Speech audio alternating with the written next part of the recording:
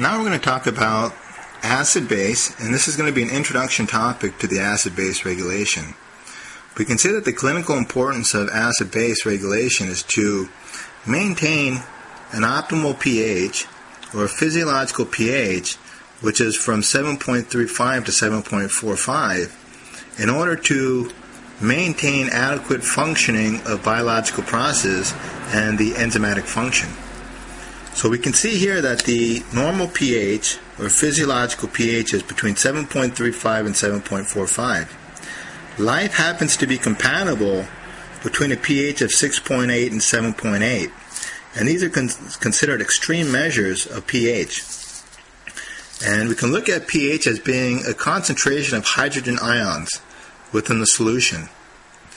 And we can see here that at a pH of roughly 6.8, the hydrogen ion concentration is approximately 158 nanoequivalents per liter. Compared to a pH as it increases from 6.8 to 6.9 all the way up to 7.7, we can say that the pH at 7.7 has an hydrogen ion concentration of approximately 20 nanoequivalents per liter. So we can think of pH as a representation of the hydrogen ion concentration within a particular solution. So here we saw a scale from 6.8 to 7.7, and that shows how tightly regulated the body regulates the hydrogen ion concentration. Like we said, 6.8 to 7.7 is on a small scale here. And we said that the life basically exists between 6.8 and 7.8, human life, which are extreme measures, but the body does its best to try to regulate a pH between 7.35 and 7.45. So if we were to say that the pH less than 7.35 implies a higher hydrogen ion concentration within solution, it's considered to be an acidotic environment. And a pH that's greater than 7.45 implies a lower concentration of hydrogen ion concentration and therefore an alkalotic environment.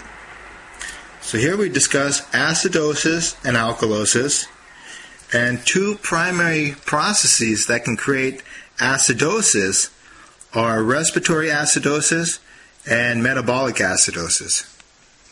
Likewise, two primary processes that can create alkalosis are metabolic alkalosis and respiratory alkalosis.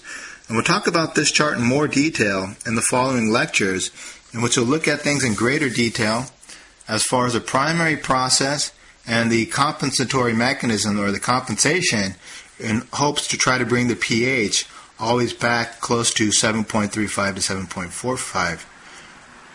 So we'll talk about the systemic manifestations of acidosis and alkalosis. And here we divided this graph into the left side being the acidotic environment, and on the right side we can say the alkalotic environment and its effects on the organ systems. So we'll start off talking about acidosis. And acidosis, for example, respiratory acidosis has an effect on the neurophysiology in the sense that increased PaCO2, the partial pressure of carbon dioxide that occurs with respiratory acidosis, as is shown here, depicted in the graph here. In respiratory acidosis, you have an increased partial pressure of carbon dioxide that can occur, for example, through hypoventilation, in which you're not blowing off your carbon dioxide through the lungs. This can increase your cerebral blood flow and therefore increase your intracranial pressure. So if you have a patient, for example, a trauma patient that comes in and they're in hypoventilation and experience a closed head injury, you want to make sure that they're not hypoventilating, which increases their cerebral blood flow and would worsen their increased intracranial pressure and perhaps may lead to brain herniation. Also, the acidosis involves the oxygen dissociation curve, and as we know, that creates a right shift. And the right shift implies that there's an increased affinity of oxygen towards the hemoglobin molecule within a red blood cell, and therefore it binds tightly and not released to the peripheral tissue, and may lead to tissue ischemia or hypoxia in the periphery. Likewise, acidosis may create a direct cardiodepressant effect on the heart muscle, and therefore you can have a decreased contractility of the heart, as well as a decreased vascular smooth muscle tone. That implies vasodilatation. So if you were to look at the hemodynamics, you can say that with decreased contractility and a decreased systemic vascular resistance, you're ultimately going to get a decreased mean arterial pressure, and therefore may lead to decreased perfusion pressures to your vital organism and may experience hypoxia. Okay. Also, in an acidotic environment, the catecholamines that are released from the adrenal glands are less responsive, or in fact the heart is less responsive to, for example, norepinephrine, epinephrine, and cortisol that's released from the adrenal glands in an acidotic environment. So even though there's stress hormones being released from the adrenal glands, in an acidotic environment, the heart becomes less sensitive to these catecholamines and therefore has a decreased cardiac contractile force. Likewise, in an acidotic environment, you can have electrolyte imbalance.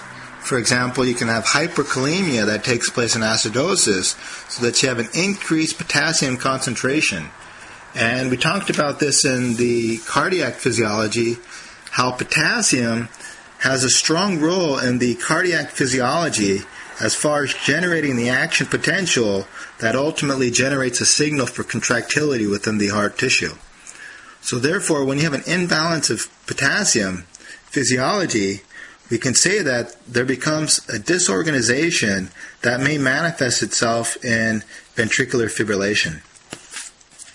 So these are the acidotic manifestations that take place within the organ system.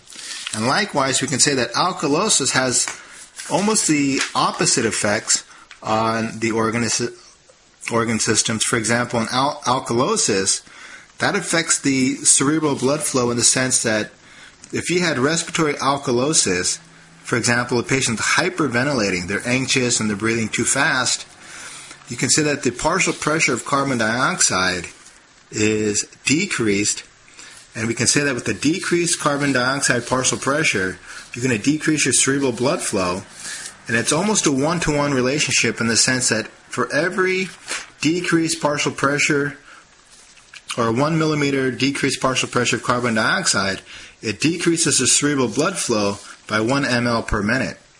So, for example, if you had a partial pressure of carbon dioxide at 40, a normal partial pressure of carbon dioxide, and a normal cerebral blood flow approximately 750 mLs per minute, if you were to half that, for example, during respiratory alkalosis where you're hyperventilating, and now your partial pressure of carbon dioxide is approximately 20, which is half the normal, 40, you may decrease your cerebral blood flow by about half, from 750 to 375 mLs of blood going to the brain per minute, and therefore the patient may suffer from cerebral ischemia.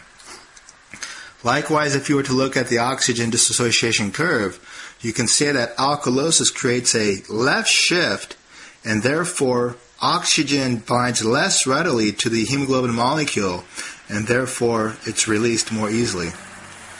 Likewise, you can say that in an alkalonic environment, you have a decrease in pulmonary vascular resistance, opposed to the increased pulmonary vascular resistance that you would sustain in an acidotic environment. And an increased pulmonary vascular resistance would put more strain on the right heart as it's pumping blood from the right ventricle into the pulmonary artery in order to get oxygenated within the lung tissue. And you can say that for a patient who's in right hearted failure, that extra resistance that has to be pumped against by the right ventricle may put the patient in right hearted failure, in which the patient would experience peripheral edema in right hearted failure. Going back to alkalosis, you can say that in an alkalotic environment, bronchoconstriction can take place. You can have coronary vasospasm, cardiodepressant effects, and an increased systemic vascular resistance. In the next lectures, we'll talk about more in detail the primary processes of respiratory acidosis, respiratory alkalosis, and the metabolic processes of acidosis and metabolic alkalosis.